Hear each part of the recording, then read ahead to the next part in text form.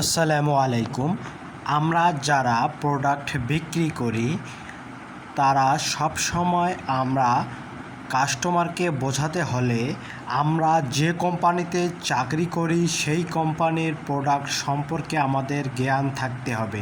প্রোডাক্টের মান, কোয়ালিটি, আমাদের প্রোডাক্টের বেনিফিট, কাস্টমার কিনলে কীরকম লাভ পাবে, আমাদের ক্লেম, আমাদের পেয়ার, এসব অর্থাৎ সকল ধরনের প্রোডাক্ট সম্পর্কে জ্ঞান রাখতে হবে এবং কাস্টমারকে আমাদের প্রোডাক্ট সম্পর্কে সবসময় বোঝাতে হবে।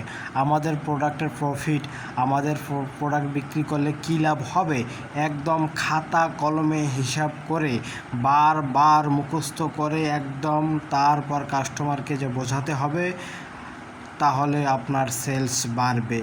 আপনি আপনার প্রোডাক্টের যদি কোয়ালিটি না জানেন তাহলে আপনি কোনো দিনই প্রোডাক্ট বেচতে পারবেন না।